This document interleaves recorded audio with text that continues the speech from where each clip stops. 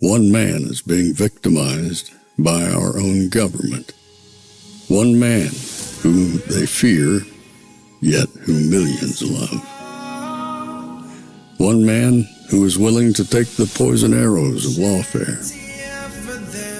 One man whose voice has been taken away by a corrupt judge operating in a corrupt system. One man who has been ridiculed and insulted. One man who refused to back down. One man who refused to back down.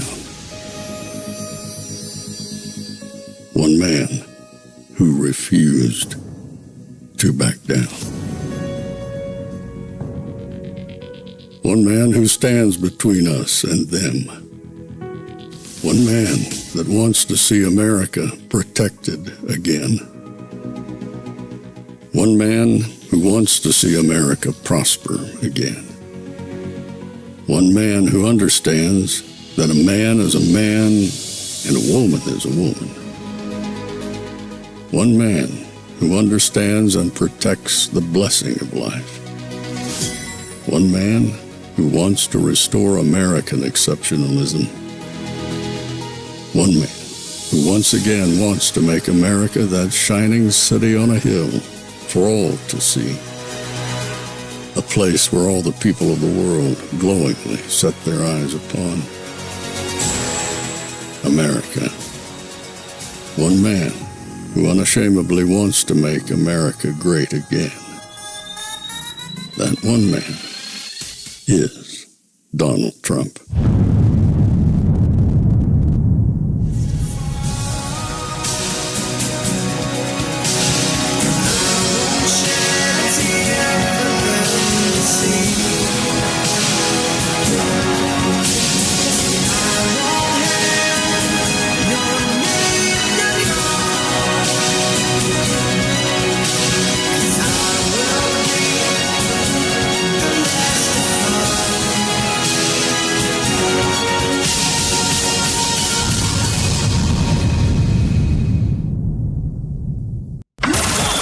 This is Fanfare with Barry Cunningham. Hand up if you think the economy is better under Trump. And hands up if you think the economy is better under Biden and Harris. Okay, 7-1. That's pretty clear. The truth. I'm not saying he's like, of course, yeah, like I do say, he has best. He still has a business mindset. I think that lended somewhat. And I think, yes, the trickle down of whatever previous stuff. And I think he just handles certain things a little better. Who does? Trump. Those? He provided more jobs, more opportunities. Similar. Even though he didn't have any experience in politics, but he came in and did a much better job. If you look at the statistics now, we're far more worse now. We are far more worse now, the gentleman says. Going to show you a little bit more of that interview that ran on, I think it was CNN or the Daily Mail. But I have never been as confident as I am today throughout this entire campaign of Trump not just winning, but winning in a landslide. I know I'm sticking my neck out there, putting my big head on a chopping block, but I truly feel at this point we are looking at landslide territory. And I hope I can prove to you where I get my my thought pattern here and why I think it's so strong. Now, let me put a big asterisk on everything I'm saying right now. None of this matters if you guys don't vote. None of it matters if we give them the opportunity to cheat. None of it matters if we just don't swarm the precincts and vote like our lives depend upon it, because as the saying goes, it does. All of that said, if we get out in numbers, if we all get out there and vote, it's over. I mean, it really is over. I mean, there are things that are happening that are at this point beyond even the imagination as to what we thought was going to occur. Big things. Let me show you something that happened today, and some of you might not think this is that big of a deal, but in its own way, this is absolutely huge. And I want you to digest this for a second, because it's going to probably knock some of you back a little bit. You're probably going to say, "Ooh, do we want that kind of an endorsement?"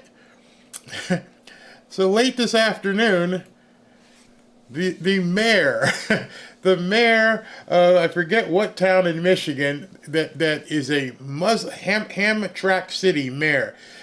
Trump posted this. "Ladies and gentlemen, let's be clear so our expectations are realistic. President Trump and I may not agree on everything, but I know he is a man of principles. Though it's looking good, he may or may not win the election and be the 47th president of the United States. But I believe he is the right choice for this critical time. I'll not regret my decision no matter what the outcome would be, and I'm ready to face the consequences. For this and many other reasons, I announce my support and endorsement for the former and hopefully the next president of the United States. Now let the caravan begin its journey."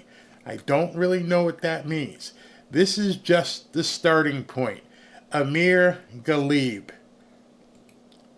This is just the starting point. Just sit back for a second and just digest that. A mayor of a Muslim city who's a Muslim himself, with everything that's going on over in Israel and Gaza, has come out publicly, probably caused Ilhan Omar to throw up, probably caused Rashida Tlaib to go into convulsions, and has endorsed Trump. That is seismic. That's just one of the pieces I want to show you today. A Muslim mayor, with everything that people have said about Trump and how he doesn't like Muslims and the Muslim ban and blah, blah, blah, blah, blah. This man, the mayor of a Muslim city, has come out and said, "Yeah, I want Trump." I was blown away. I was completely blown away. I'm sure that took so many people by surprise, going, "What? What? Are we in the Twilight Zone here? What exactly is going on?" I can't answer. With everything going on with Diddy-itis, I don't know if you guys have been following the Diddy-itis, with all these celebrities now, like, deleting stuff off of Twitter because the dude's probably going to name names. And now, I saw somebody out there said, that's going to force all these celebrities to get behind Kamala because at this point they're terrified if Trump gets in and, all this stuff gets public. Too late. Too late. You've already been found out. None of you are as big as Taylor Swift, and none of you are as big as Oprah, so forget about it. Your endorsement doesn't mean diddly. It's over. Oprah, implodes. Taylor Swift, implodes. George Clooney, implodes. Julia Roberts, Meryl Streep, Chris Rock, Ben Stiller. None of it matters. People don't want any part of this woman. It's funny, though.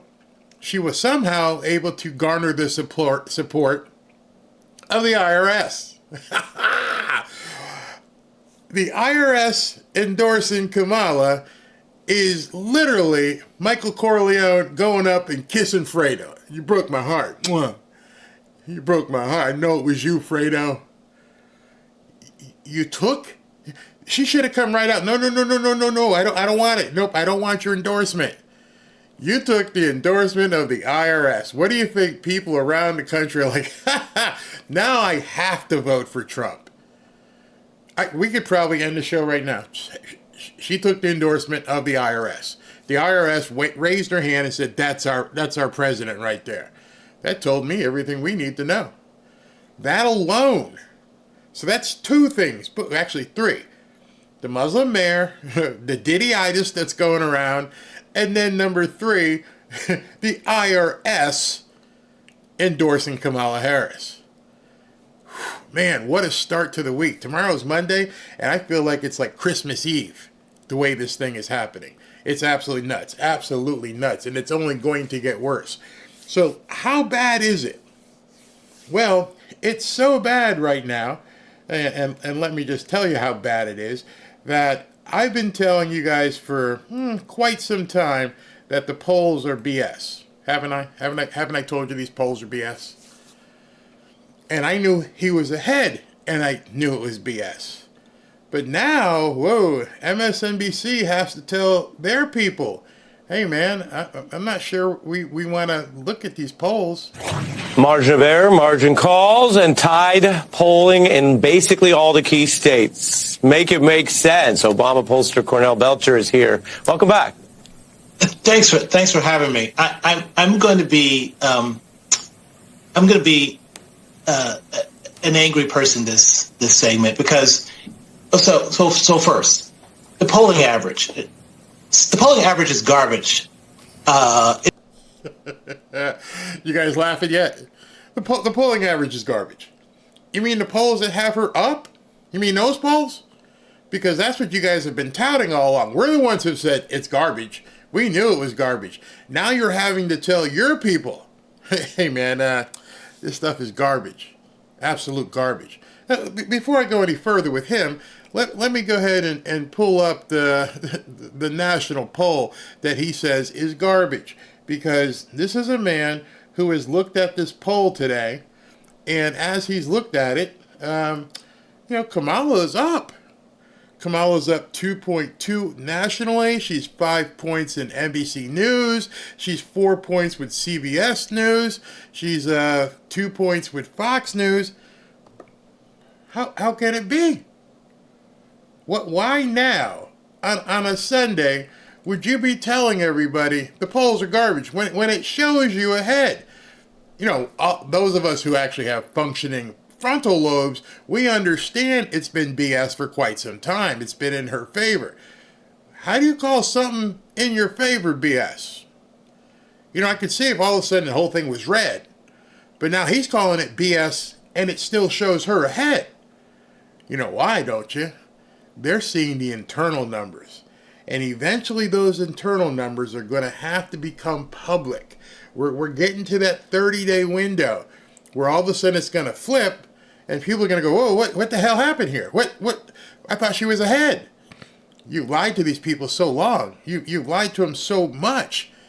Now you're out here doing damage control because you don't know what's going to happen. Well, we all do. We all know what's going to happen. It's absolute garbage, right? And you know why the polling average is garbage? It's because over the last couple of cycles, you mix in good polls with really bad polls and outliers. And if you go back to 2022, as well, Ari, you had a lot of polls being outlier polls being driven, quite frankly, by Republicans.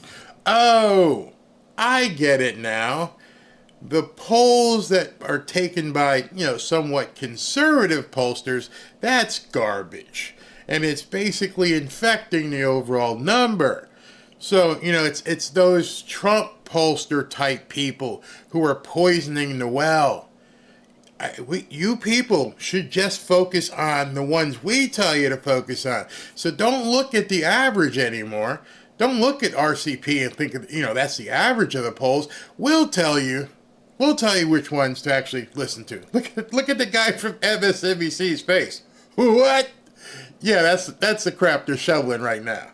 To make it seem as though there was a red wave coming, right? And we've talked about this, right? There was never really any red wave coming, but if you looked at the polling average that they were manipulating, it did seem. Oh, this is precious. This is precious. An Obama pollster is now saying that the conservatives are the one that are rigging it when they show you in the lead. Okay. Like it was a red wave coming. So throw out the polling average too, Ari, because it's garbage, because we have now pollsters who are manipulating that polling average, right? So there are some good polls out there, but I'm very dubious of the polling average right now because I know we have pollsters who are trying to manipulate that and influence public opinion. Now remember, I just showed you the polls. I'm going to show them to you again so you can see the polls that are manipulating public opinion. Second thing here is we too often use polling for the wrong thing. What exactly are you supposed to use presidential polls for? Oh, this is going to be, can't wait to hear this one. A poll is not a crystal ball. It can't tell you the future. And so poll is not a crystal ball. As sexy as polling is and as sexy as pollsters are, we're not wizards. Is it sexy? I have one word for, not a word, one little bit of a soundbite just for what you just heard.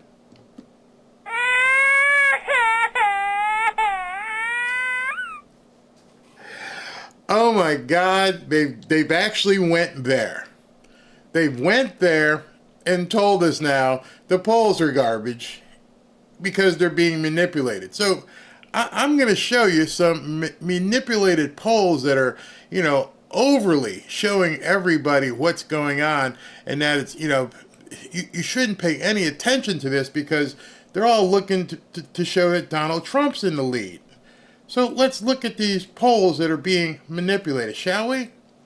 This is the 2024, as I started to show you earlier, this is the 2024 National Trump versus Harris polling as of today. All right. First one, RCP average shows Harris up by 2. NBC, Harris up by 5. CBS, Harris up by 4. Rasmussen, 2 for Trump. And all the rest, down here, Consult, 6 for Harris. Then there's another red one, Alice Intel, +3. So out of all these polls, as you can see here, all of them, except for 2, show your girl in the lead. And you're worried that it's not unanimous? Is that what it doesn't make any sense. How can all these polls be garbage if they show your girl in the lead? Because he knows they're garbage and he's trying to do a soft disclosure. He's trying to let his people know. We basically gaslit you for months.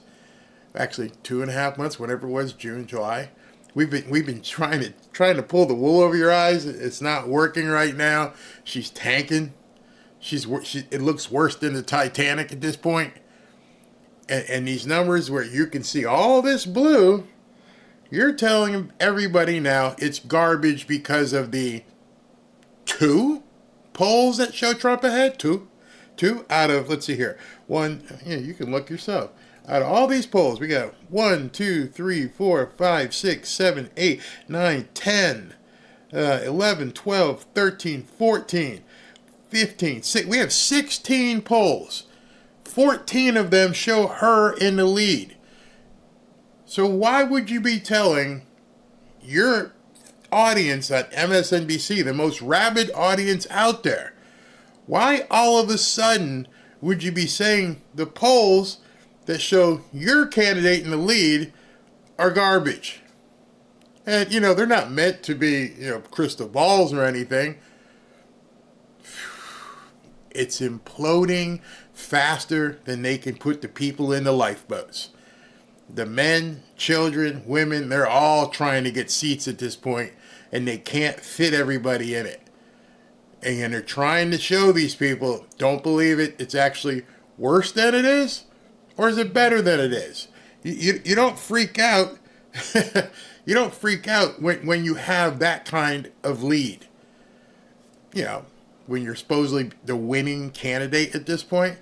No, you don't do that whatsoever. And so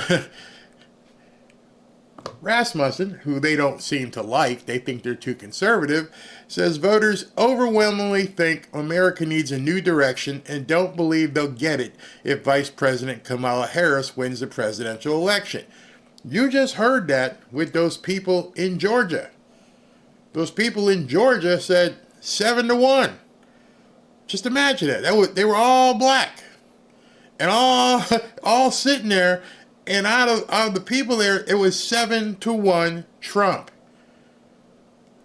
That's in Georgia. That's a swing state. So it's incredible what they're seeing happen, and it's not doing well for them whatsoever. So now what happens? They've seen these numbers. They're starting to figure it out. Kamala Harris's communications director decides he's going to run out there and talk to CNN, this is, and cry to them.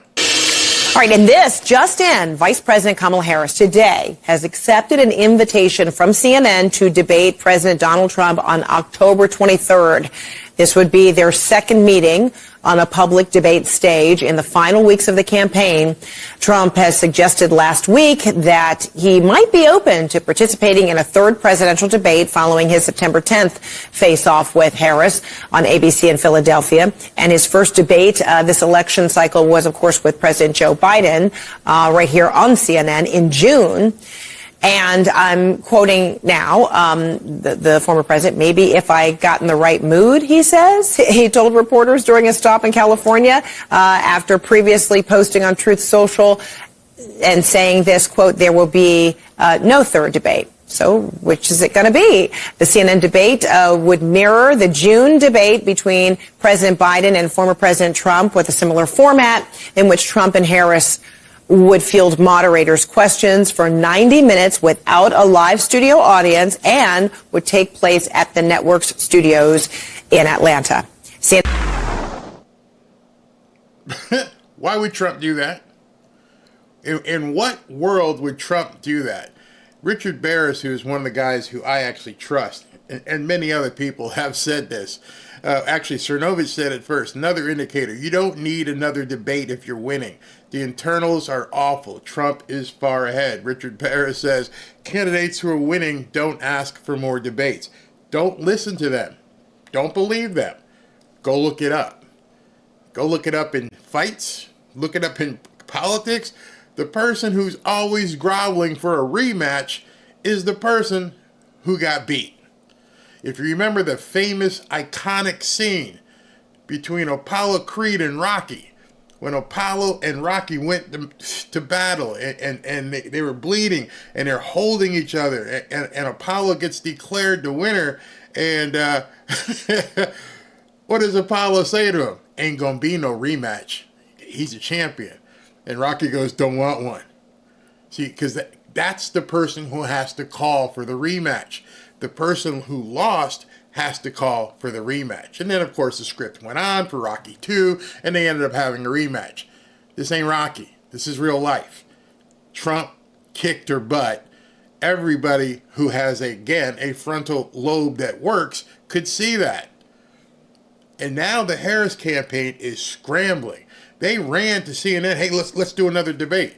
Trump's like, I ain't going there. Been there, done that. Sorry. Been to CNN. Why would he do it? In my estimation, the only debate Trump should accept is put her on her heels. She's used to being on her back. Put her on her heels and say, listen, here's what we're going to do. We're going to do a live debate. We're going to do it on X. We're going to broadcast it to the world. And the moderators are going to be, let's see, I'll pick one, you pick one, and then the two moderators can pick the third. So my moderator is Tucker Carlson. Who you got? And then let her pick one. And okay, Tucker and, whatever schlub she picks, y'all go ahead and find the third one. Maybe, Joe Rogan, he's in the middle. Man, number one, it would get a gazillion views. Trump loves his views. Gazillion would be the number. And secondly, she'd never agree to it because at that point, she knows she's out on an island. She's out there on the thin ice. It ain't going to happen. And so her schlub boy gets on CNN, and that person you just saw talking now gets to ask him some questions. All right, so Michael, how did this come to be, especially after Trump had toyed with it back and forth, but then he said, he doesn't need what he would call a rematch because he felt like he won that last debate against Harris? Yeah, thank you so much for having me. I mean, listen, I think we've been very clear since the debate on September 10th that the American people deserve to see what they saw on that debate stage once again before they cast their ballots on October 23rd in Atlanta. And listen, it would be unprecedented in modern American presidential history for the two candidates who are running to only engage in one debate. Whoa. See, they're talking to a very stupid audience at that point. Whose fault is that? You see, Trump and Biden agreed to 3 debates. Y'all the ones who booted him off. Y'all the ones who installed Kamala Harris without a single vote. You decided, this guy flubbed against Trump, and so now we need to get rid of him, and so we need to put her in. So it's the part that's unprecedented is that you stuck somebody in who got not a single primary vote, and now you're trying to act like she's been the candidate all along. I'm sorry, stand-ins don't get the same deal. That's how it works. And at this point, Trump is calling the shot. He did the fixed ABC debate. He did the CNN debate and wiped your candidate off the stage. Why would he need to do a third one on your terms? See, that's where you have to start beginning to see, hey man, these people are really nervous. He could have groveled his way over to Fox and said, hey, listen, can you guys get Trump to come? I know you guys are friendly with Fox. How about you get... No, he went back to CNN to grovel. Hey, we're going to accept this debate. What debate? There's nothing to accept. There's not another party that wants to be involved with you. So we believe that the American people deserve to see that. Donald Trump himself he said many things when it comes to debates, but he's famously said he's willing to debate anytime, anywhere, any place. I know some of these people in politics are pretty stupid. But do you understand who he said that to? Kamala, you're the stand-in. You just got here. You're losing. Why should I lower myself to you? This dude looks pitiful begging on CNN. Thinks he won both debates, so he should have no problem showing up to show off his prowess once again on the debate stage. And we think that's what the American people deserve to see. There have been more updates since the last debate, right? As the American people begin to tune in and understand the stakes of this election. We see it playing out in states like Georgia, where we have... If she was a real host, she could have just ended it right there. You know what, dude? You are right. The American people do need to see another debate. How about you guys hold it on X and let, Tucker and Joe Rogan or Elon moderate it? How about that? Why let him spew everything he needs to spew? Not one question. She just sat there looking pretty and let this guy just talk without being an actual reporter, if she's a reporter. And just say to him, why not get to a mutually agreeable place? He's already been here. I know you work for CNN, so you don't want to talk him out of the CNN debate, but you brought him on here to spew crap against Trump. The first confirmed preventable death due to Donald Trump's abortion ban, so there's still... There was a video by AOC today, and AOC came out with this video, and she's like, we have to attack the media, and we have to get them to stop misinformation. I don't think she saw this clip. They go right back to it. And again, this is why I wouldn't go on CNN. I wouldn't do it just because of what you just saw right here. This man lied to her face, and she doesn't correct him. So you don't deserve to have a debate. Questions that the American people have for these candidates that they want to see us debate on the debate stage. And so Donald Trump is willing to show up on October 23rd. That's what the American people will see. 4 weeks. She had the opportunity. He gave it to her right there. Show that you are not a partisan hack. Do it right there. Say it. Hey, you just made that up. It's not a Trump baby removal ban. That's misinformation. I have to correct you on it. Nope, just sat there. All right, that tells me all I need to know. If Donald Trump saw that piece or anyone working with him saw that piece, nope, don't need to. We already understand it's in the tank again. You let that guy say whatever he wanted, didn't correct him once.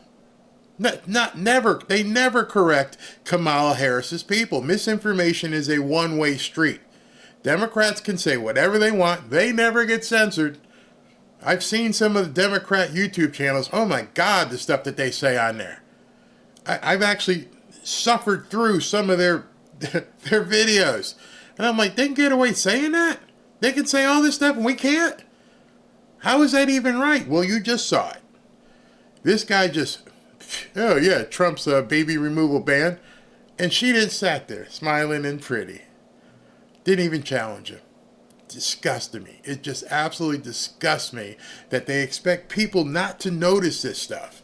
and understand why doesn't Trump want to come on CNN? Because you're a hack. This is a little bit of time. At the same time, it's also a lot of time. A lot can happen in the next 4 weeks between this potential October 23rd debate. Meantime, while you're awaiting a response from the former president, does Harris have any plans to do yet another sit-down kind of interview with another news organization, or perhaps similar to the format that she just did with Oprah this week, where it Well, let me tell you about the format she just did with Oprah this week, where she couldn't answer a single question from the people asking her, where they had to use a teleprompter for a town hall, where she had every actor in the world saying, "Oh, you're fantastic." Jennifer Lopez, Ben Stiller, Chris Rock, Meryl Streep. Come on, man. What more does she need? You couldn't get propped up by Oprah. Ain't nobody going to be able to prop you up. gives her, the campaign, an opportunity to be more off the cuff and as off the cuff? How could you be more off the cuff than talking to people in a town hall? And she couldn't do it there. So what would your idea be for her to be more off the cuff? Relaxed as she seemed to be when she was sitting down with Oprah and then when she was sitting down with our Dana Bash. Yeah, listen. Prepare yourself for more lies. And I think this past week is actually a good example of what our campaign is going to look like moving forward, right? She sat down with NABJ for a wide-ranging panel conversation about all. He actually brought up the NABJ, the National Association of Black Journalists. Have you seen the video afterwards? How fast she ran out of there, knowing she screwed that up. And did you see the host of that interview when they all just kind of rolled their eyes and went, "Oh my God, this woman's whack job"? He must think you haven't seen that. The issues that matter, particularly as they relate to Black America. We obviously sat down with Oprah up in Michigan, had the town hall format where she was able to underscore the stakes of this election. And so as we move forward, we're going to continue to use every single tool that we have at our disposal to reach the voters in the battleground states that are going to decide the pathway to 270 electoral votes. That's inclusive of interviews. It's inclusive of the rallies that we do. It's the bus tours that we've done in states like Pennsylvania and Georgia, making sure that we're touching every single part of these battleground states, because a vote in Southeast Georgia is worth just as much as one in Atlanta, Georgia to us, right? So we want to make sure that we're using every single tool at our disposal. Of course, there's no substitute for a presidential debate. You think you had about 71 million people who tuned in on September 10th. Well, there's a substitute. There's a huge substitute. Using the numbers that you just said, I'm not even going to look to counteract you on those numbers. You said that the debate brought 71 million views. That's fantastic. Trump and Elon did over 1 billion views on X. So if it's views that you want to see, if you want to see people get the word out, quit being a pansy, put on your diaper, tell Kamala to put down the vodka or the Kahlua, and go do it on X. You'll have the biggest audience in the world. If that's what you really want to see, call Trump's team and say, listen, you know what? Let's go for the home run here. Let's go full stop on here. We're going to do it on X, and we're going to bring in moderators without questions that we know that you trust and that we trust. Let's do it. That ain't ever going to happen. She can't do it without the home team. She can't there's no way she'd be able to answer questions from somebody firing back at her. Oprah just stood there and smiled. The National Association of Black Journalists just stood there until she got off the stage. There's no way Tucker would let her say, well, Trump's baby removal ban. Hey, Ms. Harris, just want to let you know there's no such thing as the Trump baby removal ban. What's she going to say? Oh, Trump's got Project 2020. Ms. Harris, just so you know, Donald Trump has refuted that many, many times. And in fact, he has Agenda 47. So let's try to keep this to fact and not conjecture. Could you imagine? Could you even imagine, never mind people being partisan, just being honest? If the ABC moderators, if CNN, if they were just honest, not even any sort of partisanship. Hey, listen, I understand that's been a talking point, Kamala, but it's not true. So would you like to rephrase your answer? We'll give you another 60 seconds. Go for it. There's no possible way she can do it. This guy's so full of crap, he can't see straight because he knows they have to be in a choreographed situation. Move forward, the second debate would be even closer to Election Day. And so Donald Trump wants the opportunity to speak to the voters and maybe explain the harm that he has. Wait. If Donald Trump wants to speak to the voters, you can't get the guy off of television. He's everywhere. And he's doing, social media interviews, and it's all off the cuff. Ask all the people who have interviewed him. He's doing rallies, and he's talking. He's using the teleprompter sometimes, but he goes off on teleprompter. Your lady can't do that. It's caused on issues like abortion. That's all they have. That's it. Let me let him finish. He only got 15 seconds left. He'll have one more opportunity to do that to a wide audience on October 23rd. So that's what we are gearing up for. But every single day between now and then, we'll be doing what you've seen over the course of the past few weeks, right? Leaving no stone unturned and engaging directly with the voters. Memorize. Just say the same shit all over and over and over again. And at this point, they've reduced things down to one issue. They just feel at this point that we just got to do it. We're just going to go with baby removal. That is our platform. That's it. That is the most important thing in the world right now, is being able to take away babies. That's just what we do. We're Democrats. What about this and that and the other thing? Well, we got the IRS behind us. Oh yeah. So you want a tax? Yeah, we get that. But number one is baby removal. And Transformers, and the right to do with, she said, freedom to love who you want to love. How's that paying my bills? How's that paying anything? Gas? Nothing. It's baby removal to the rescue. That's it. How do you know? They wouldn't say it on a national talk show over and over and over again. Trump's national baby removal ban. We need to have Trump face the music about baby removal. Hint, we don't care. You're losing everybody else who doesn't care about it. Well, we care, but just not the way that you care. We just don't want to see it. You care because it's the only thing you guys have as a religion. You're always calling us cult members? Whew. There's not much I believe in other than the Bible and Jesus and the Holy Spirit, and your cult is baby removal. You're sick. You're absolutely sick. And people have had enough. That, ladies and gentlemen, may be why Trump got the endorsement of that Muslim mayor. Think about that. You walked into their community and you got up on stage in a Muslim community and you started telling the women in that audience, it's your right. You get to do this and get that, and Trump wants to stop you from having babies removed. I don't know how much you guys know about the Muslim faith, but how do you think that's going over with them? If the one thing you're talking about, A, you haven't done anything over in Israel, Gaza, so you're pissing them off there, and B, your number one issue that you want to talk about is, as you said, people can do what they want, love who they want, do Transformers and baby removal. I'm pretty sure, I'm positive that the Muslims don't want anything to do with the top things that the Democrats care about. They definitely don't want anything to do with the Transformers. They definitely don't want anything to do with the alphabet mafia. And they certainly don't want anything to do with baby removal.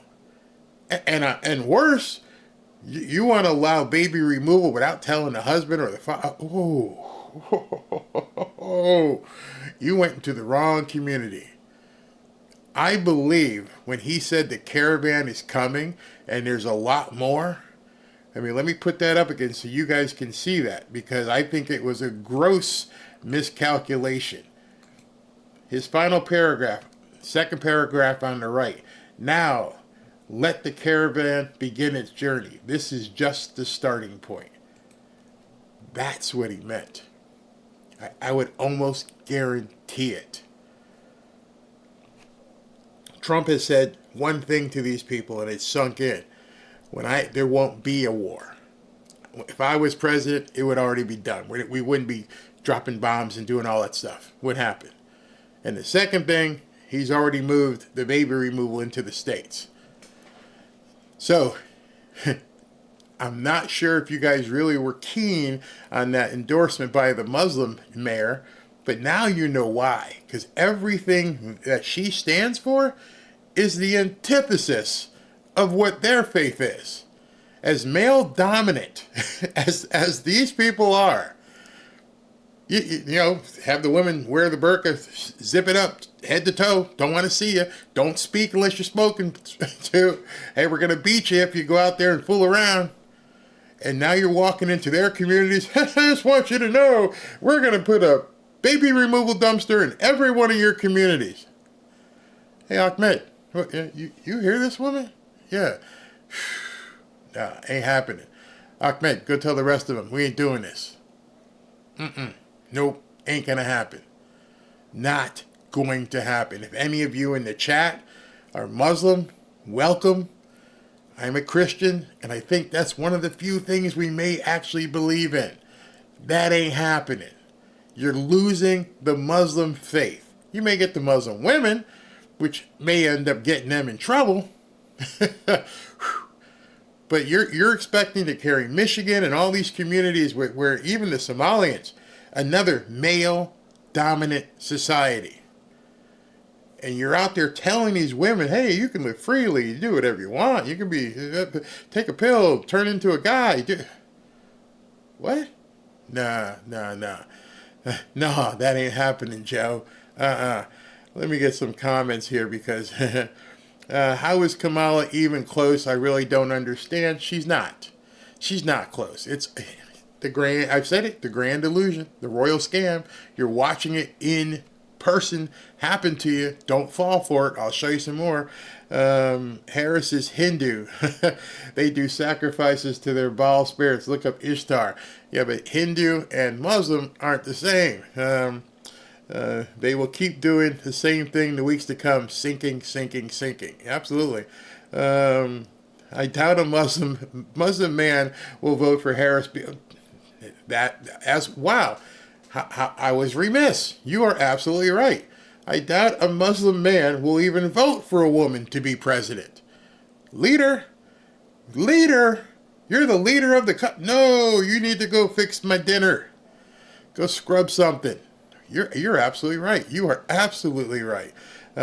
Smoke and mirrors. It's all smoke and mirrors. What I don't understand, I am a proud baby boomer who as a teen was on birth control pills, as was most girls I know. What don't these XYZers understand? Do they play fertility roulette?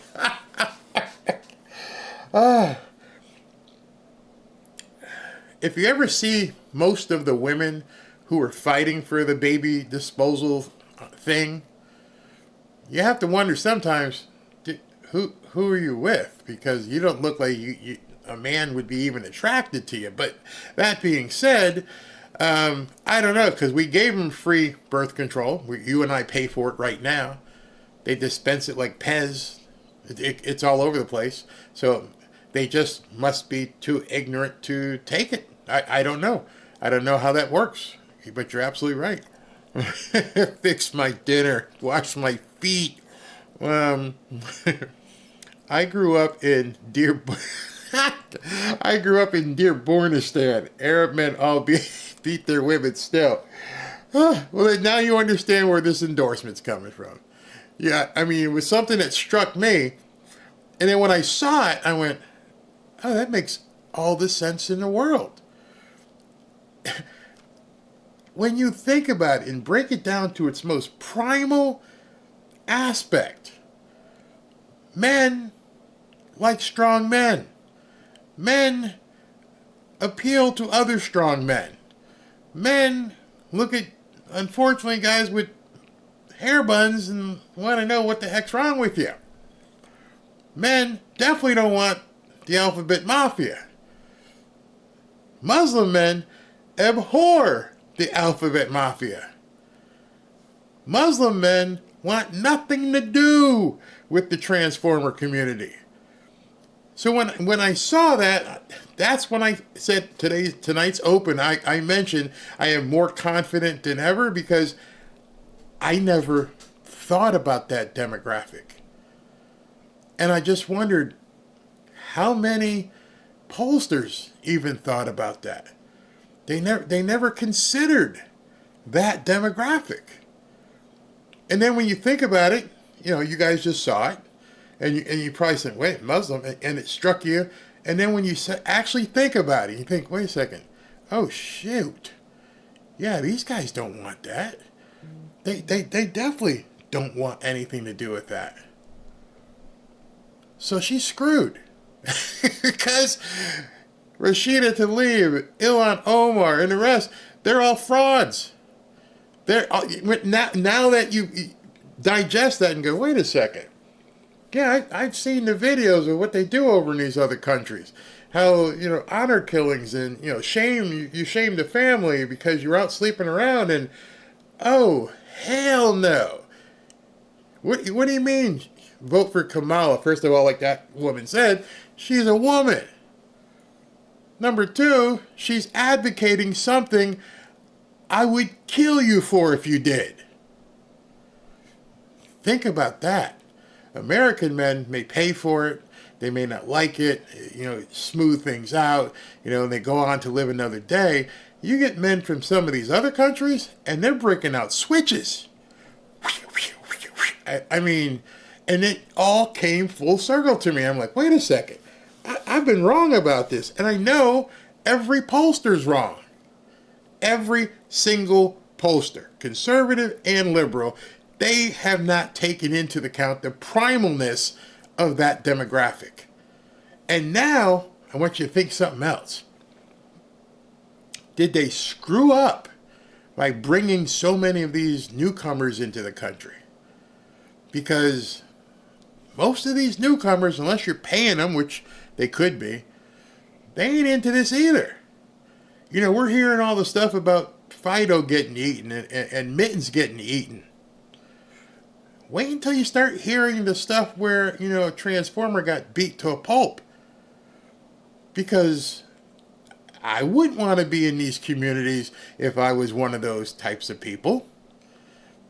Man, they're putting these people in a tinderbox because, as you know, if you're willing to eat Fido and Mittens, that tells you your mentality at this point.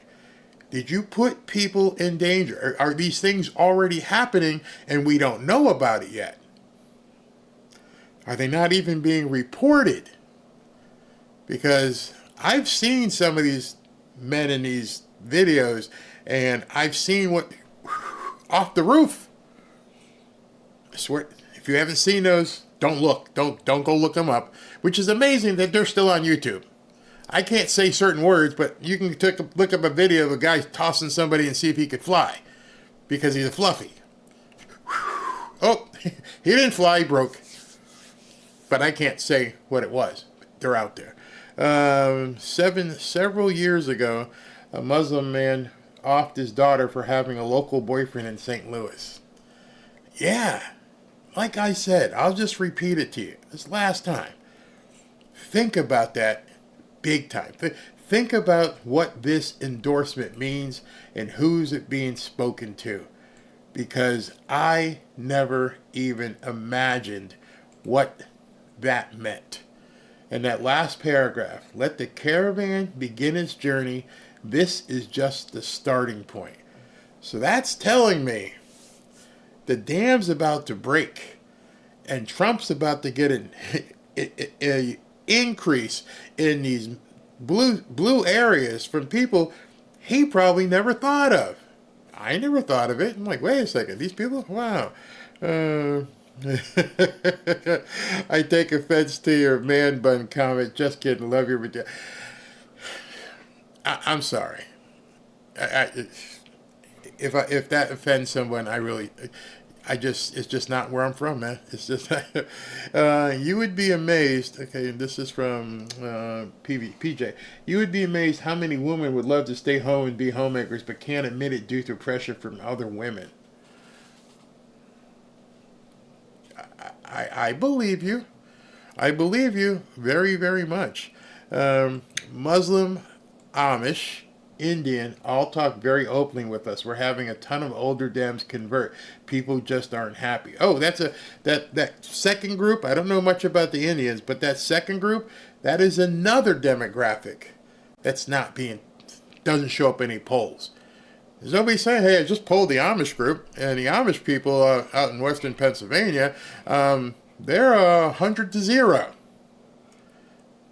Nobody's polling them. So if we're seeing these large swath of numbers of people who aren't being polled or taken account of, no wonder this guy's like, it's about to happen, the polls are garbage, what you're about to see, oh, ding, ding, ding, warning, warning, warning. Because those people are about to get dumped into this. And they're terrified. They are absolutely terrified of what's about to come. So let me show you exactly why they may be very, very terrified. After all this came out, now people went out and did some data analysis. This is a very short one, but it's so telling. 30-plus point advantage for Joe Biden in the exit polls among Latino voters from 4 years ago. Hillary Clinton won Latino voters by 40 points, and of course, she still lost the presidency. So there's some real ground to make up across demographics, but particularly with Latino voters. All right, so just want to explain this to you. In 2016, Clinton won the Hispanics by 40 points over Trump, and she got beat. Biden won the Hispanics 65-32, nearly 30 points, and he should have got beat. Now here we are in 2024, and she only has a 17-point margin.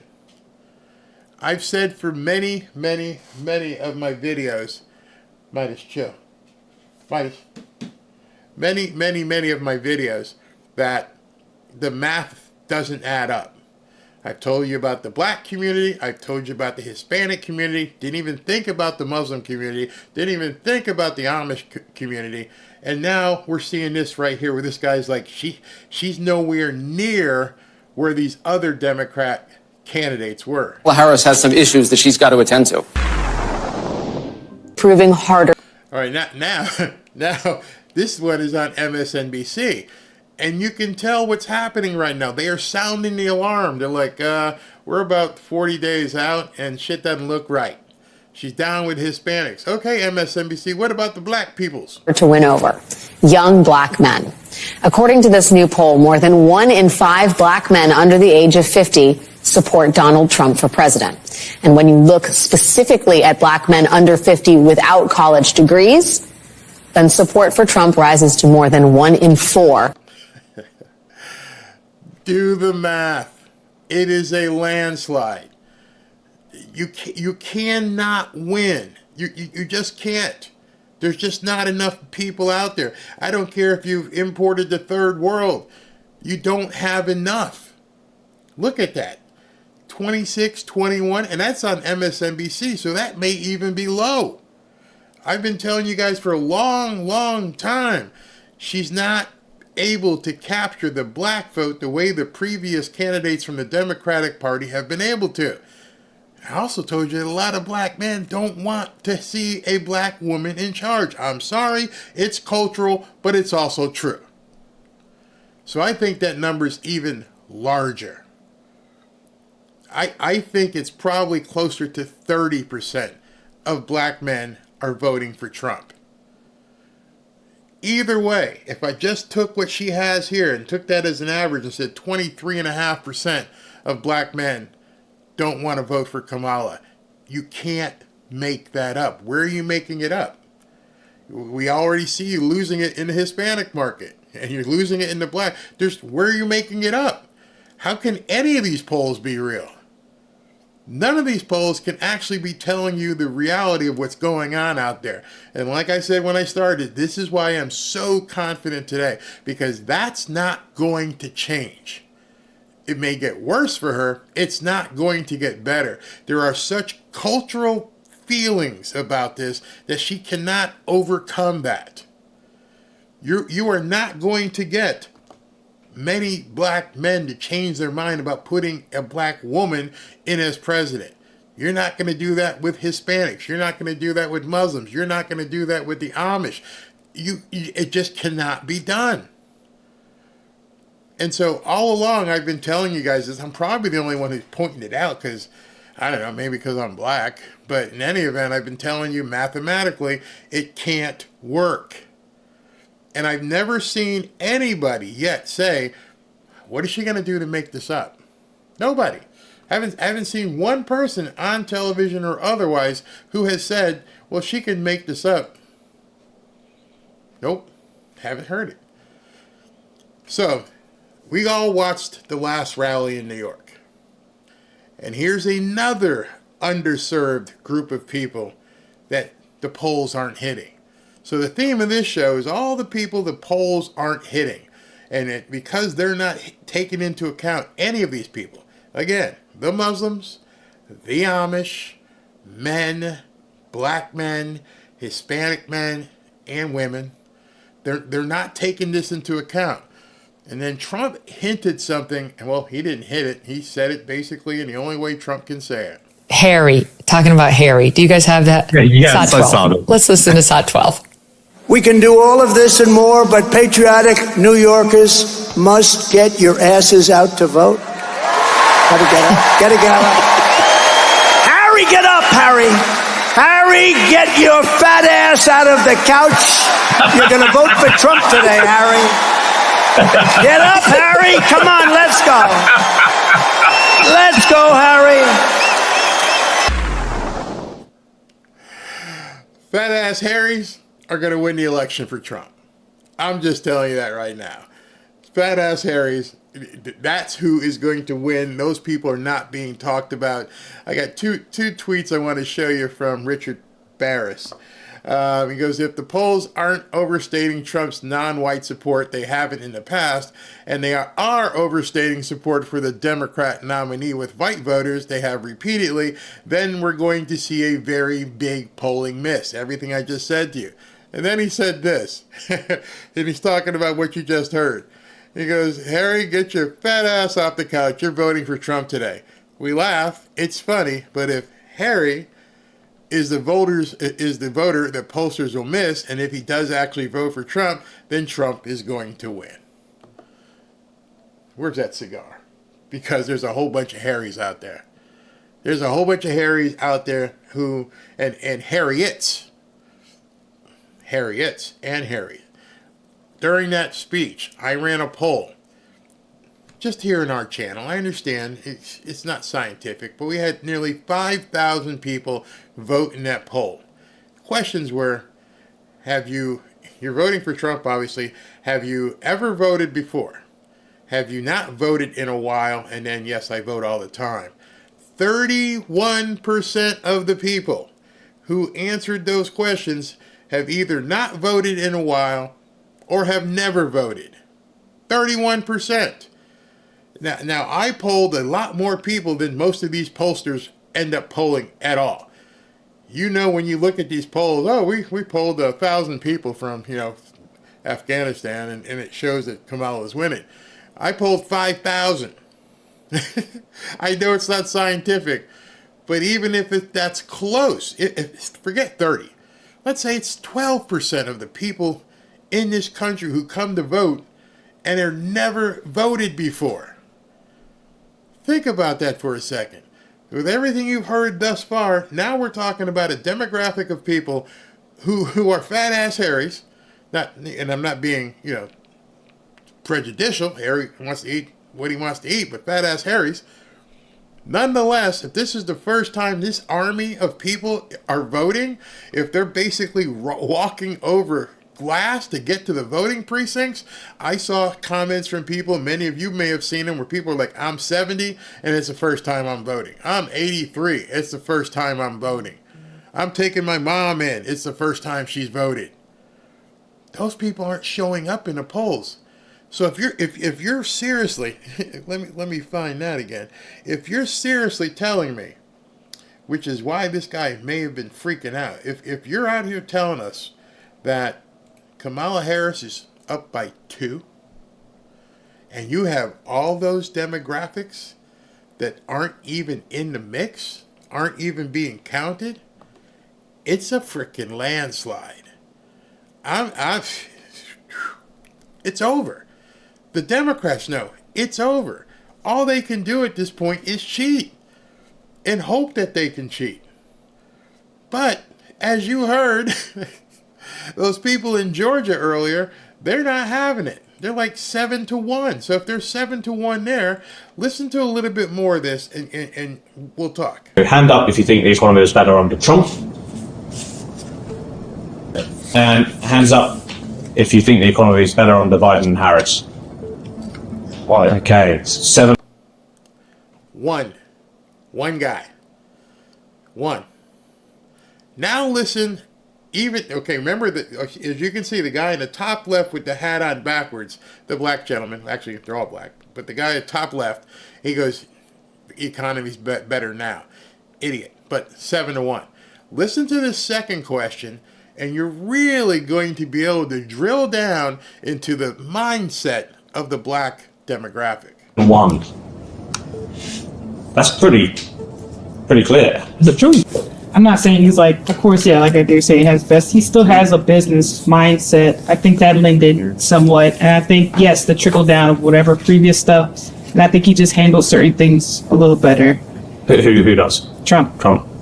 Those? He provided more jobs, more opportunities. Similar. Even though he didn't have any experience in politics, but he came in and did a much better job. This is Georgia, Atlanta, and you got 7 people here, and they like iffy about Kamala.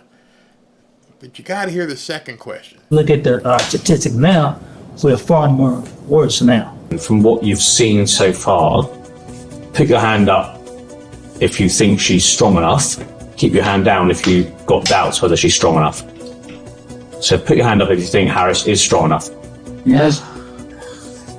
I think she's strong enough. Okay. Notice the guy in the back who had his hat on backwards now has his hat on frontwards, who thought the economy was better under Kamala and Biden. His hand is down. Who thinks she's strong? And we're looking at two black men. But the other ones, 1, 2, 3, they didn't raise their hand. And also, the black woman in the back didn't raise her hand.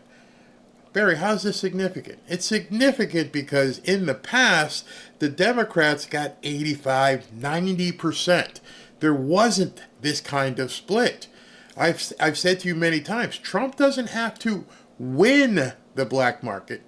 He's never going to win the black demographic. All he has to do is shave off enough to win.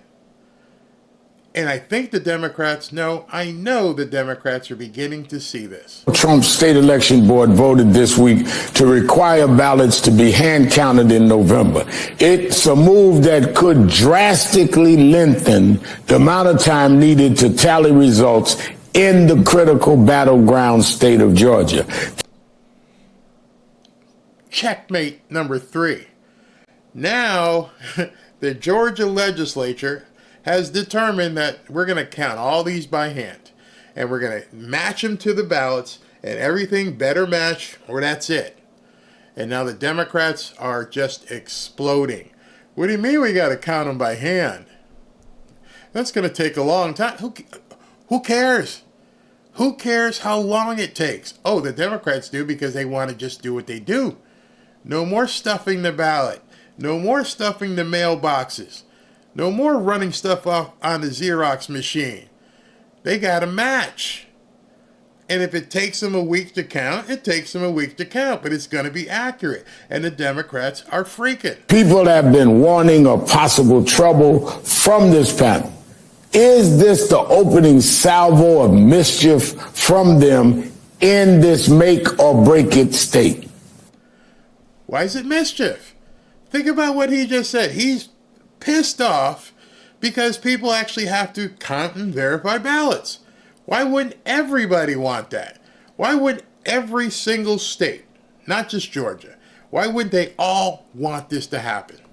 I mean, Rev, when I read this news, the first thing that came to my mind was that it just got a whole lot easier for Donald Trump to call an election official in Georgia and ask him to find 11,780 votes like he did after 2020, right? I told you, they have no intelligent response.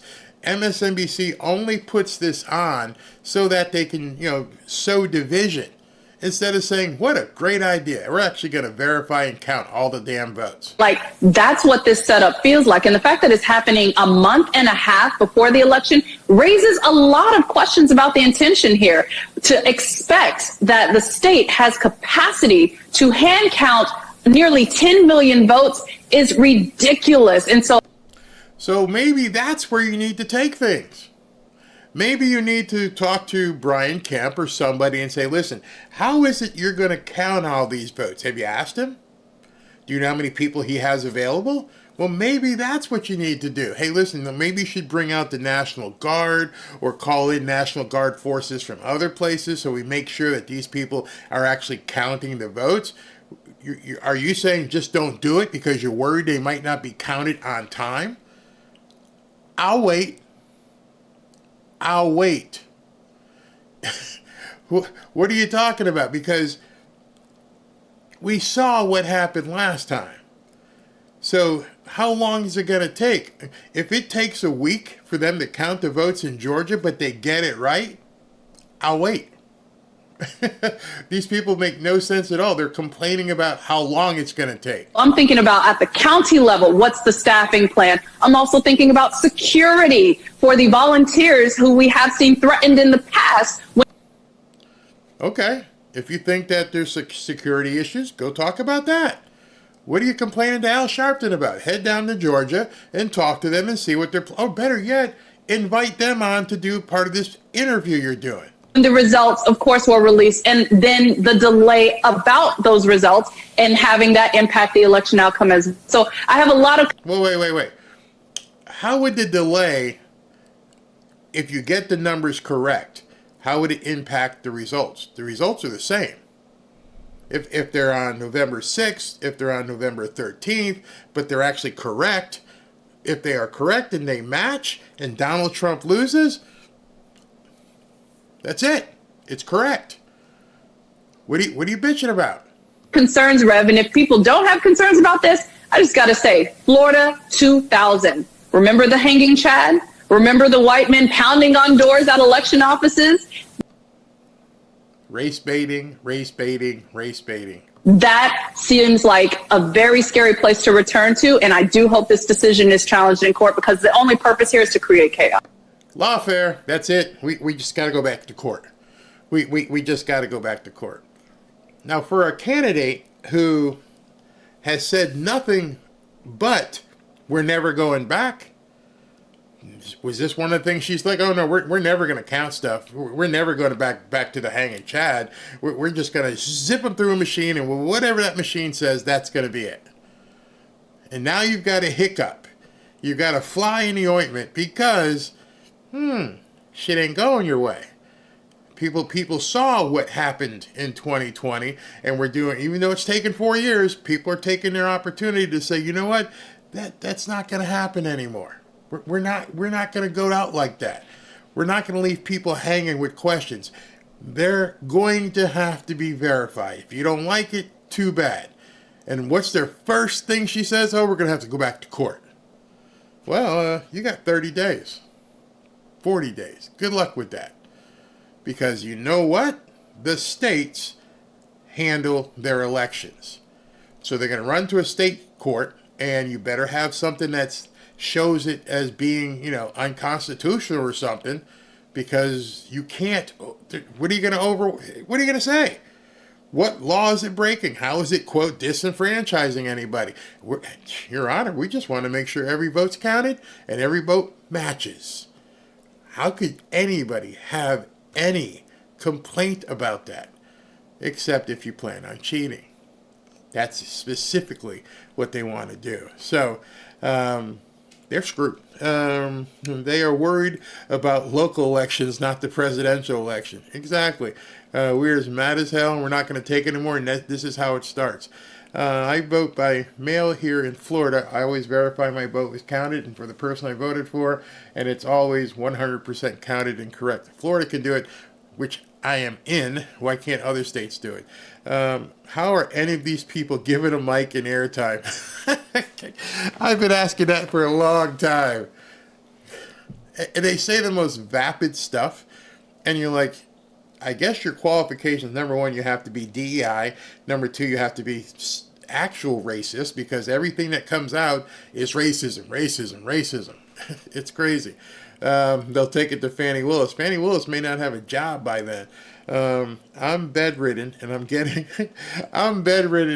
my ass up and out to vote. Red down the whole valley. You go, Julie. And if anyone's wherever you are, help her out. I'm sorry. Okay, where's this one? It says, I'm sorry. Oh, it went so fast. That's why they want me to go on slow mode. Kamala can't fill a high school gym. Nope, she can't. They had 360,000 ballots that they had zero records for in the 2020 election. Yes, what it's trying to stop. They don't match up. They did match up. The anger, the anxiety, the freaking outness is because they know they've been caught. None of the courts would do it. They didn't want Trump to win. But now it's taken 4 years, and they've put this stuff where it needs to be. Good luck with all these newcomers that you thought were going to make a difference. Al Crafton will be without a job in November. I sure hope so. Yeah. We will be like Brazil, scary if he doesn't win. What was that? Somebody said over 3,000 dead people. There's more than that. They've been just knocking people off the voter rolls. Offer to drive people in polling places in your local Facebook and social media groups. Good idea. Good idea. Barry, they are getting ready to say the votes were stolen. Now they are going to be the election deniers. Not only that, one of the reasons why I keep telling you guys to get ready, because unlike us, when we didn't get the result that we felt we were due, yeah, there was that thing on January 6th that they called it insurrection. But pretty much January 7th, it was over. Everybody went home and took our lumps. Pissed off, but we took our lumps. These people will be rioting for months. These people will get violent for months. You ain't seen nothing. Like if you thought the George Floyd stuff was crazy, watch what happens when she loses. They will unleash a legion of orcs, and it's going to be crazy. It's going to be bloody. They're going to tear stuff up. God forbid you live near an inner city. If I was a business owner, I'd move now. Move now, because there was a January 6th protest, riot, whatever you want to call it, in Washington. This will be national in scope. They will burn, they will break, they will scream, they will do it for months on end. They will do it up into the day of inauguration. They will do it at the inauguration. They will go absolutely ballistic, because the media has at this point told these people, you're entitled to this. You should protest. Take to the streets. Do what you need to do. And they're going to do it. And just be prepared for things to not be open for a period of time. I've told you, be ready. If you're not ready, you're going to be in trouble. So in that regard, I've told you also about do stuff with your money. Get things ready so you can trade, because if everything comes to a screeching halt, you're going to be screwed if you can't buy anything. So, as I've told you, put some money in gold. If you see what's going on in the world right now and what may happen here in America, you may want to prepare and pay attention. You know that Lear Capital is a big supporter of this show. If you want to be protected in the event that things go off the wall, I advise you to look into buying gold and silver. We are all just one catastrophic event away from the value of the American dollar plunging. Do you know what's not plunging? Gold and silver. In fact, gold hit an all-time high recently.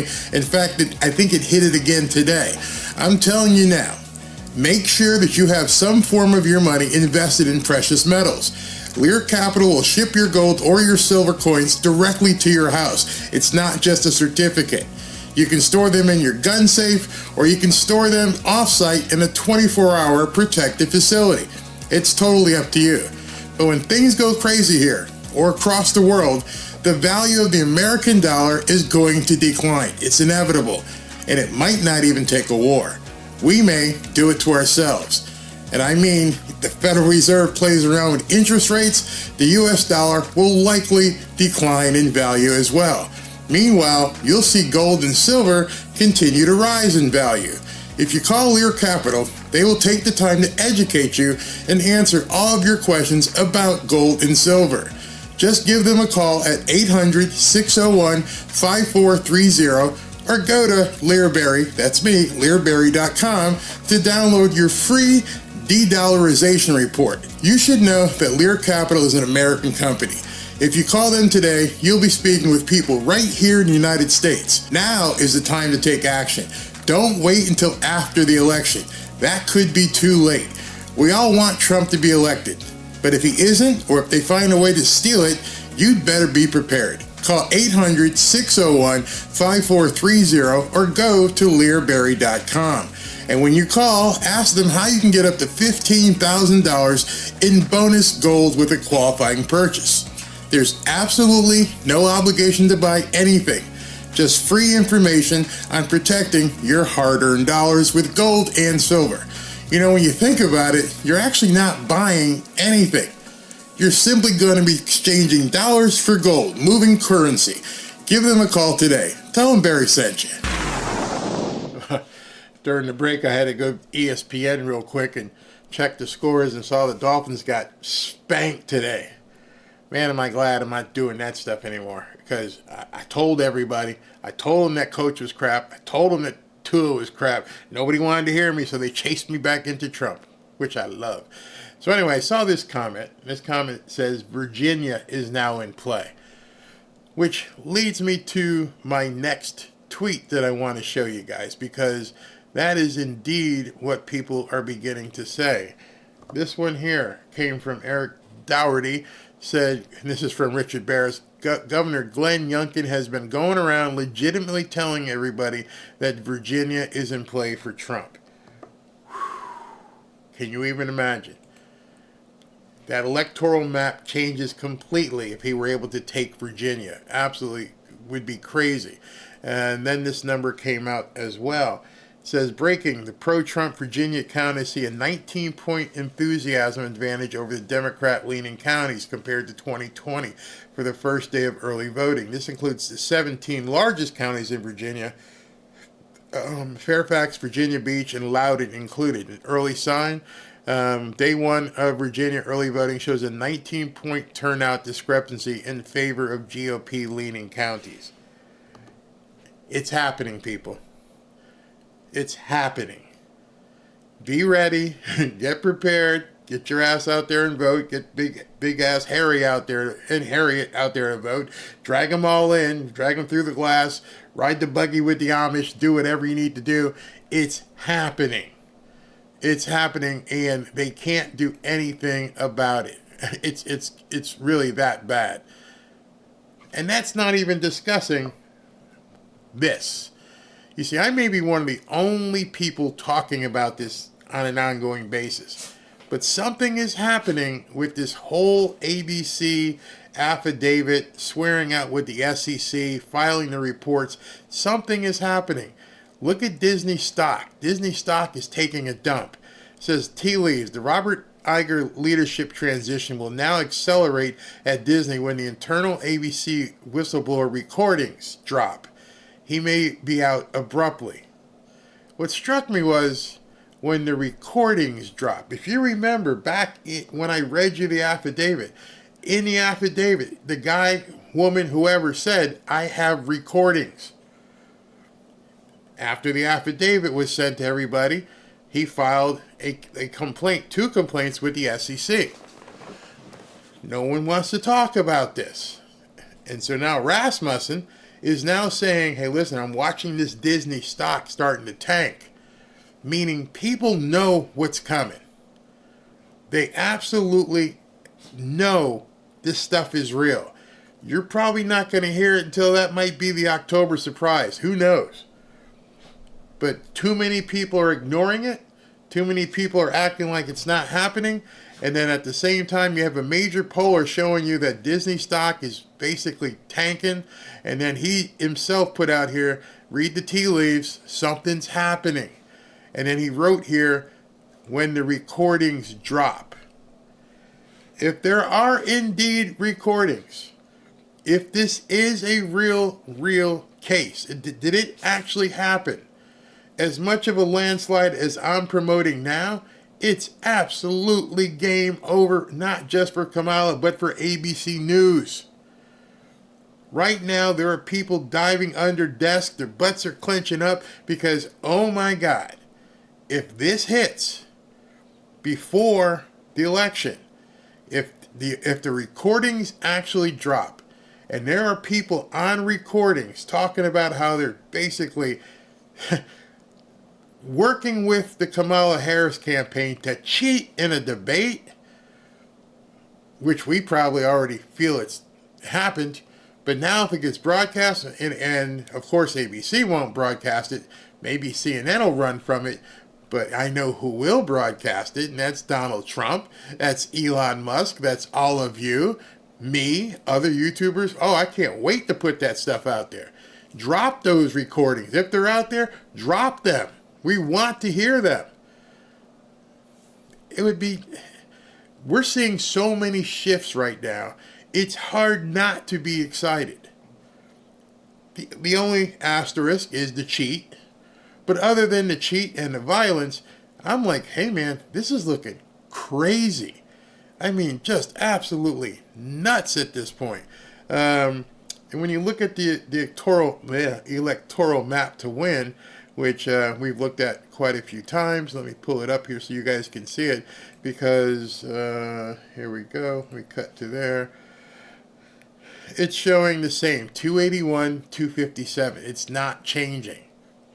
How can none of this stuff be changing? Well, I'm telling you how it's changing, because everybody's waiting to see what happens in Pennsylvania. As you can see right here, Pennsylvania. They've already got Virginia kind of shielding to the Republicans, so they're reading the tea leaves there. But she's got to win all this. She's got to win Michigan. She's got to win Wisconsin. She's got to win Minnesota. She has to win Pennsylvania. Out here with Arizona and Nevada, those are solid red. The road for victory for her, if they're taking Virginia off the table, then the road for victory is Pennsylvania or die. That's basically it. I mean, it's crazy.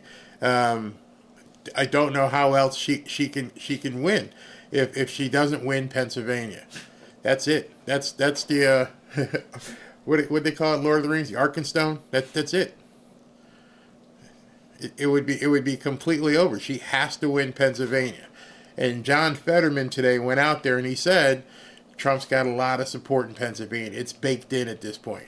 Which tomorrow he's doing another rally in Indiana County, Pennsylvania. So that's happening. Now I could take the time and go through the various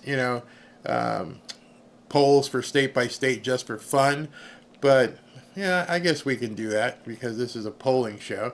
And okay, here's Arizona. Arizona, this time 4 years ago was Biden +4. In 2016, it was Trump 1.6, and there's no blue at all. Arizona's done, unless they completely cheat. the other pollsters aren't even going there. So take Arizona. That's why they had Arizona off the map. Let's see, Nevada. Nevada. Here we go with Nevada.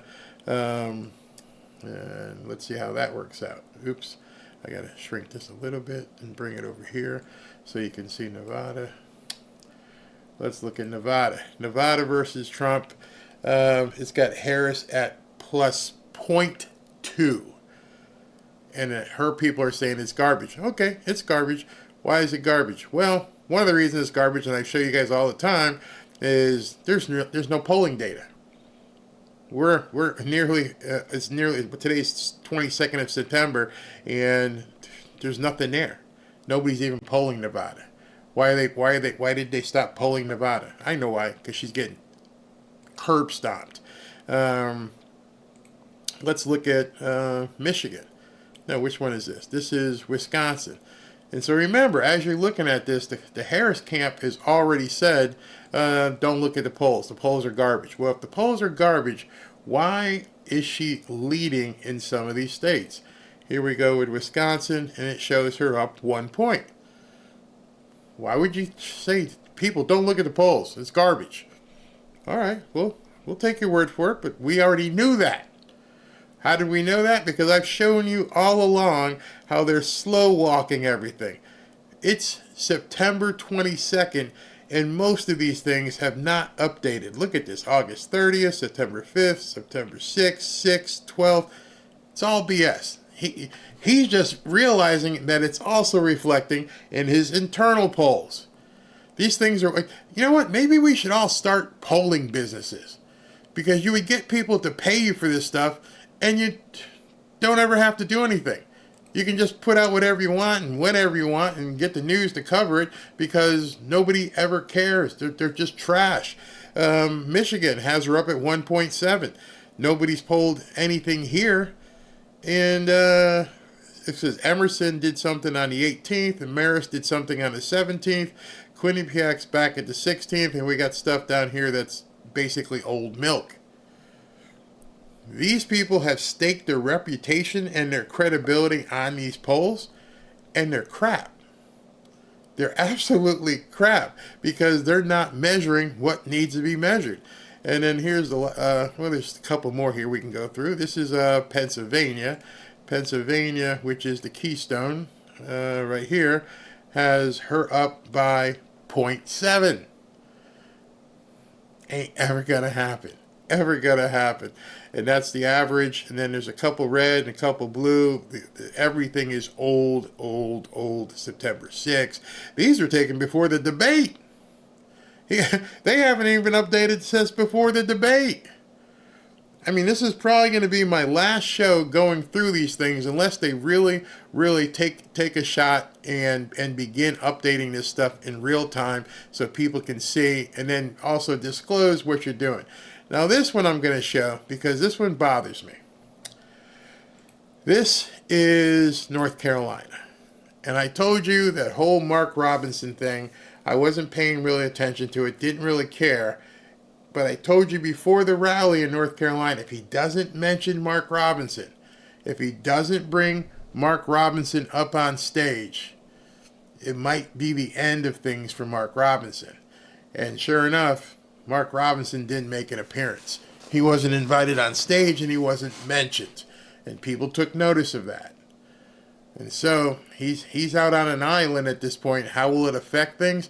Well, I'm sure at this point she's going to try and tie everything she can to him to Trump.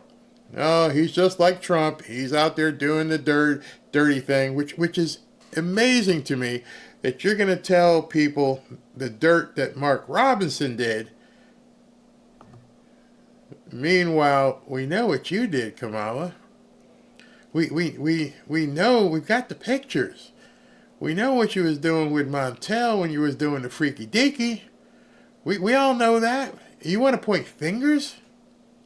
Seriously, how is it okay for Kamala Harris to be pointing fingers at someone's sexual proclivity, alleged sexual proclivity, when we know yours for sure? Yours isn't even alleged. We know you were the side piece a couple different times. How is it okay for people to look at Kamala and go, oh, you go, girl, go get him? And I'm thinking to myself, well, you know where Kamala Harris came from, right? You know what happened. And I don't understand why more people aren't talking about that. They're talking about Mark Robinson, and there's no way to verify whether it was really him or whether it wasn't. On the other hand, we know about you, Kamala. We got the video of you with, what's his name, Montel Williams and his other side piece.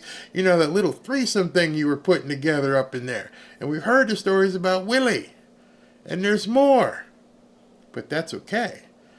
Because if you say something about her, it's slut-shaming. What a term. What another leftist term. Slut-shaming. Just because she slept around and did this and did that doesn't make her a bad person. So if Mark Robinson was on some chat board talking about what he was doing, that's bad though. The reason why it's bad is because they're going to use his own Christianity against him, as if everybody else, can do that, convict him because of his own Christianity. That's like Saul Alinsky rule number 6 or 7. If you've never read Saul Alinsky's Rules for Radicals, you should Google that. Saul Alinsky's Rules for Radicals. Maybe I should just pull them up. If you haven't ever read that, let's go ahead and read that in a second. You'll be amazed because it will tell you so much about the Democrats. And last one here for us to look at is Georgia. And here's Georgia. Georgia. And there is no blue. Georgia's done. Don't need to discuss it anymore. So that's why it's not there. And you just saw those people in Georgia 7-1. They were against them. Let me pull up Saul Alinsky Rules for Radicals. So if you guys haven't seen these, let me just see if I can find it here. Oh, I don't want his quotes. I want the actual rules. I think Glenn Beck had a great site with it. Let me just give you some enlightening here. What are the 10 rules for radicals? Okay, here we go. You ready? We'll just go to Wikipedia. Let's see if we can pull them up. There they are, right there. Let me go ahead and move this over.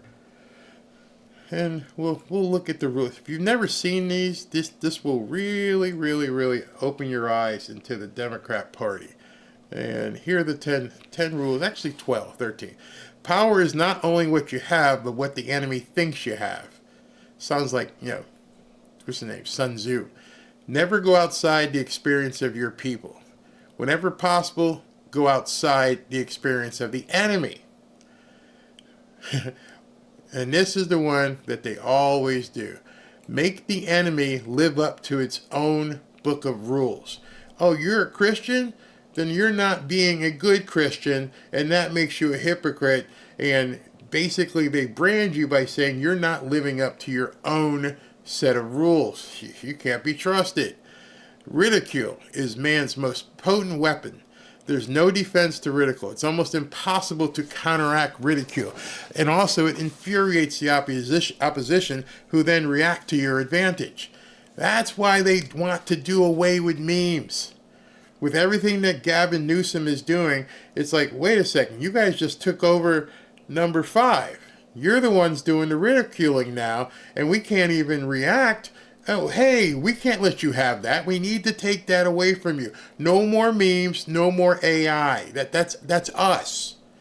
Elon, what are you doing? You're letting these people take a rule for radicals. They're taking over number 5. See, number 6, a good tactic is one your people enjoy. So if these people love defacing things, if that's what they want to do, enjoy it. A tactic that drags on too long becomes a drag. Keep the pressure on. The threat is usually more terrifying than the thing itself. The major premise for tactics is the development of operations that will maintain a constant pressure upon the opposition. If you push a negative hard enough and deep enough, it will break through into its counter side. Project 2025, Project 2025, baby removal, the Trump baby removal. This is based on the principle that every positive has its negative. The price of a successful attack is a constructive alternative. Pick the target, Mark Robinson, freeze the target, personalize it, and then polarize it. Sound familiar? If you've never read anything about Saul Alinsky's Rules for Radicals, it would be very, very eye-opening for you to get in there and read some of this stuff, because they actually use it. It's something that they've used for years to try and keep other people off their game. And right now, Elon Musk is allowing us to go out there and tweet, or post rather. It's allowing us to put things out there, counteract their negativity, counteract them, call them out on their lies. They're not used to that. That entire Rules for Radical, which was published in 1971, was based upon the Democrats always controlling the media. They control basically every aspect of the media right now. They don't control Twitter/X. And because they don't control it, they're losing their minds. They have to shut it down. You can't do to people what they want to do if they have the opportunity to do it back to you. I encouraged many of you to actually get involved on Twitter, and you did. And it's been amazing watching people post on things, like things, talk about things, and some of you are really getting the hang of it. And so now this whole Diddy thing is taking on a life of its own. When you're seeing major celebrities like Megan Fox, and who else was the other? Megan Fox and Usher, Pink, we're done, out of here. You just took the Rules for Radicals and put it on them, and they ran. They tucked tail. Get out. We're done. We can't even deal with this. Oh my God, what's happening? It's all being exposed. Hollywood is crumbling before our eyes. The music industry is crumbling before our eyes. They don't know what to do. They never had to face the music. They could sing it, they could dance and act it, but they never had it coming back at them. It was always adulation. Oh my God, the silver screen. Oh, can I get your autograph? You're fantastic. And now people are like, hey, you're a scumbag. Hey, what'd you do? Why did you do all this? Why did you do all that? What's going on? And they can't take it. You've turned, and you're continuing to turn, the Rules for Radicals back around on them. Kamala's team can't take it. Hollywood can't take it. The music industry can't take it. You got CEOs quitting. We're done. We're done. Oh my God, we're out of here. The other rule that you saw was keep the pressure on. We've got basically 40 days until the election. Keep the pressure on. Keep hammering these people. Keep letting everybody know you're mad as hell. You're not going to take it anymore. And if you're a scumbag, we're going to let you know. It works. I'm telling you it works. You wouldn't see big time names like that just go, I'm done. I can't deal with this. My agent, can you make these people stop, please? Oh my God, they're saying dirty things about me. Oh, now they're posting videos of me. Have you seen the video with Pink basically roughhousing with Justin Bieber? And Bieber's like, man, I feel violated. Oh, I got to get out of here. Katy Perry, you're on deck. You next, girl. It's coming. People are able to see it. They are able to talk about it. They are able to post about it. The election's falling apart. Hollywood's falling apart. The music industry's falling apart. It's going to get dangerous. Because this is when people have to fight back. You just need to know, just keep it. Keep coming. God's on your side. People are on your side. I got to read something to you. I got a text today. And this text really opened my eyes. It's a group of gentlemen that I've done business with. And I won't mention their names, but they watch the channel. And hold on, let me get this. Okay. All right, so this was very interesting. This came today. It said, hey, Barry, this is the boys at blank. We know you're busy, but we just want to tell you we're watching your videos and we appreciate everything you are doing and everything you're saying. This is an extremely important time for all of us, and you are making a big impact, just so you know. Your work is appreciated, and we love Robin too. Hope all is well. You know, sometimes I forget that this camera and my little corner of the world on YouTube can make a difference. And then I see texts like that, and then I see you guys on X and Twitter, and I see your comments here, and I realize, yeah, okay, so I can make a difference. What I want to tell you, each and every one of you, is that you can make a difference. I want to be your biggest supporter. I want you to understand that you're winning this election. Don't give up. Keep your foot on the gas pedal, and get the fat Harrys and Harriets out there to vote, and do whatever you can to expose as much as you can. You know, people send me links, and I look at the links, and they send me videos, and I think to myself, yeah, I'm one person. You put it out there as well. Put it out what you just found out. And some of the stuff that people send me is just amazing stuff. I mean, I got a private DM. Somebody slid up in my DMs today and sent me that Michigan mayor. I didn't know about it. And I don't want to show you the guy's name, but here it is right here. This guy sent me that text of the Michigan mayor and everything else with it. I didn't even know. And so I immediately said, I got to include this. I got to research it. And then I said, dude, post it. Don't be afraid. Elon's not going to take you down. It's true, right? Yeah, it's true. It's true. You're not making it up. Put it out there. Put it out there and talk about it. These people are on their heels. They don't know what to do. They're terrified. They never had to worry about voters in this country coming after them. Jamie Raskin, we're coming for you too. Chuck Schumer, we're going to let you know what we feel. Nancy Pelosi, yeah, it's time for you to retire. Mitch McConnell, Speaker Johnson, did I tell y'all? Did I not tell you he would cave? The last time we did the show, I said, here's what's going to happen. He's going to put up the SAVE Act, and he's going to pretend like, oh, yeah, I'm doing something for the people, and then they're going to turn it down, and then he's going to wait, and then he's going to come back with the continuing resolution without the SAVE Act to say I had to do it to keep the government open. Stop. Go after these people. Don't mean that physically. You got a keyboard. You got a phone. Take them down. Take them down. I sent you videos on Instagram. I never check Instagram. You called it Big Eye. Yeah, and I didn't. It wasn't hard to do because you see what they've done. You all see it. But for forever, we've had to just sit and take it and be over it. Your info is awesome. It's not my info, but I understand what you mean. Oh, yeah, she just didn't sleep around. She slept around with married men. Yeah, but that's okay. You're slut shaming. Yeah, exactly.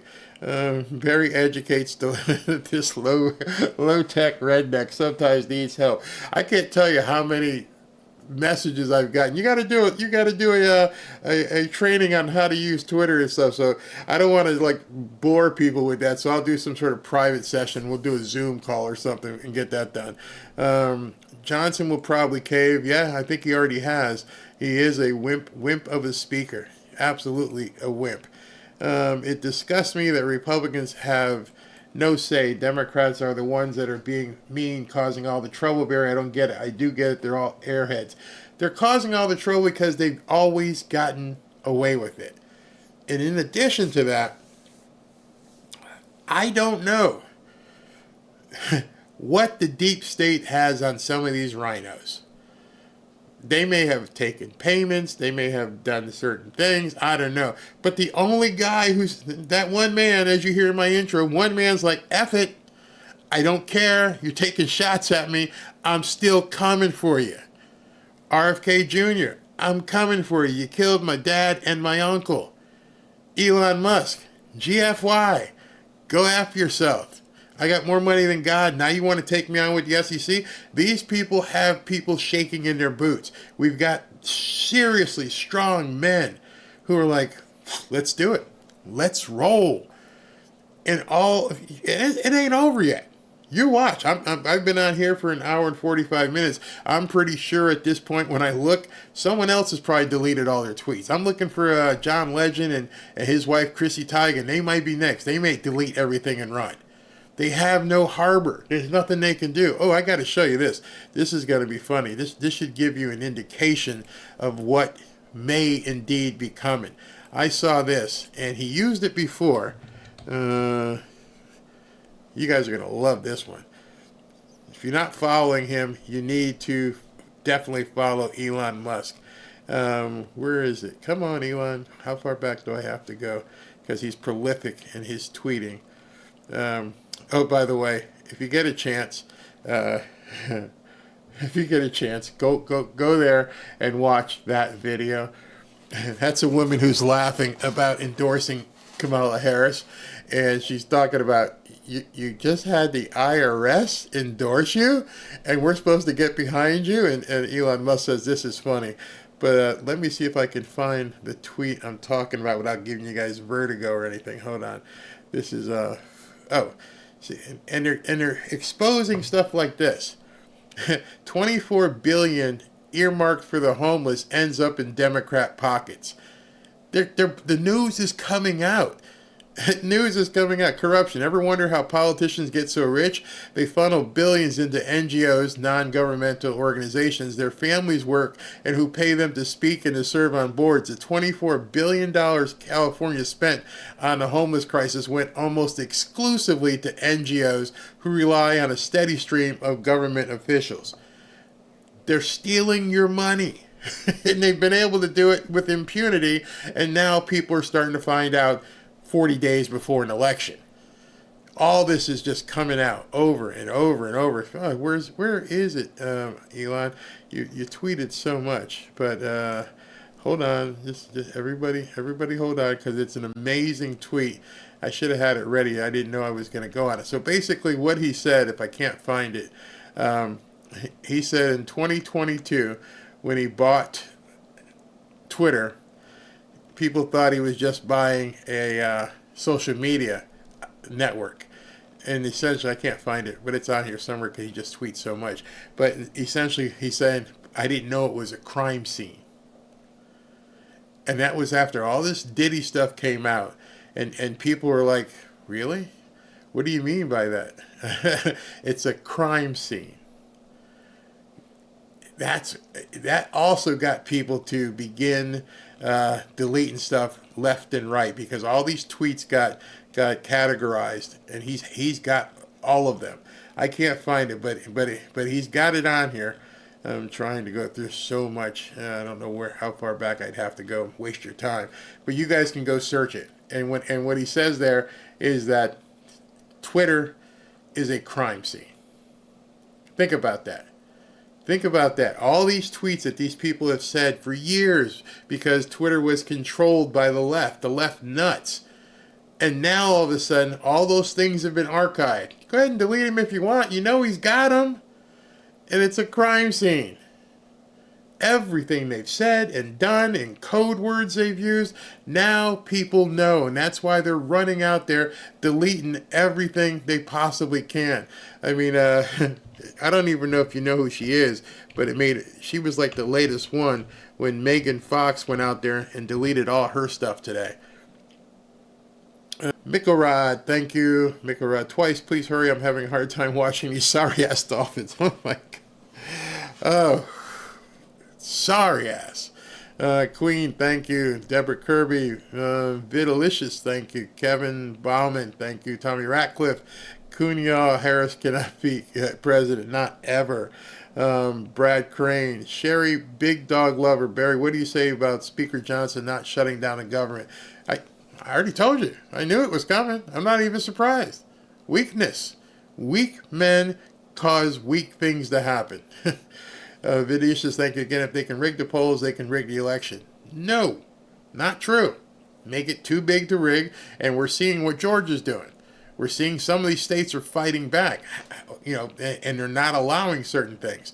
My thing also with that is most of the states cheat.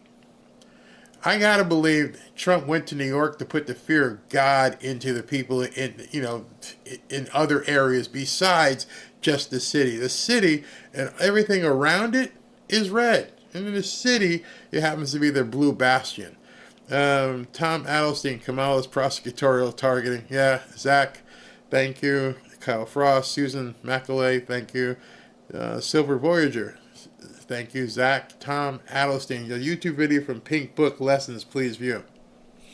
Okay. Laura, thanks. Hot Rods, 4x4s, thank you very much. Phoenix 10, Barry, did you see the latest early voting was had Trump? That we talked about it tonight. That was from Virginia. Michelle in Michigan, 40% of Michigan Muslims are voting Stein. Harris has 12%. Hamtramck was founded by Polish immigrants. A few years ago, the Arab Muslim population became the majority. So that's big. Mark Pointer, Barry, I saw Megyn Kelly's podcast about the Minnesota Transformer Refuge Bill, and this is a form of child. Yes, they must be stopped. Tesla, I pray Trump wins 2024. I think he will be a landslide. I feel that way too, but just worried about this as our USA is on the line. Future of America. Kevin Bauman again, thank you. Ibeth Rodriguez, thank you. Mark W., they gave us a gift whenever they installed Kamala to run against Trump. Keep up the great reporting. Thank you very much. Tessie Ledoux, seen Amish at one of the Trump rallies. Yeah, I remember seeing that as well. He was in the front row behind him. Hey, Ray. Ray says, pray for Elon and Trump. Yeah, they're coming hard after Elon. They have to. Sophia Birthworks. Oh, by the way, somebody said that watch Biden pardon P. Diddy so that the stuff doesn't come out. Be interesting. Sophia Birthworks, she said the United States of America and on Oprah, of the America. She is a Canadian. Also, Islam supports Trump's stance on baby removal. Have to. Yeah, I believe that. Need 12,000 likes. Thank you, Hot Rods. Rock and Roll Glemmy. Thanks, Barry, for all your work and getting us the information we need to make educated decisions. Thank you, Veterans for Trump. Just another knucklehead. Thank you. Great program. Great research. Thank you. And another one, 3 of them. Not like it can only be hand counted as to verify the cheat. Exactly. I think the vote scanner discards a lot of votes, maybe more than the manual review votes. In person, fill out a card and sit at the machine. John Plotkin, pray things looking up. They're looking up very well. Downstairs, the Democrat Muslim mayor of Michigan just formally endorsed Trump today as well after meeting with him the other day. Putting hell of a coalition together. Mark of reality, thank you. And P. Diddy did not. Strange how he's on. Yeah, he's on that watch. Yeah, they're watching him, which means they might be targeting him. Janice Marie Coleman, is it true Kamala went to P. Diddy's parties? I've seen tweets, formerly tweets, now posts, that do say that. Maybe that's why everyone's deleting stuff real quick here. Look up Kodachrome if you want to. Black Yellowfish Flash. Yeah, I heard of it. That was an entire documentary on the very topic that I watched a while back. Definitely dives into Adobe PDF files. Charles, 300,000 migrant children are lost or missing. Probably a lot more. And Corey Gobbler, thank you very, very much. Did I miss this one earlier? Nope, that was Corey. All right, everybody. Thank you very, very much for tuning in and giving me 2 hours on your Sunday. I'm going to go have dinner and watch the second half of the Dolphins game and see how bad they really screwed up. I talked to some of my Dolphins friends who are probably just knee-deep in a bottle of Jack Daniels at this point. Thank you. Talk to you guys tomorrow.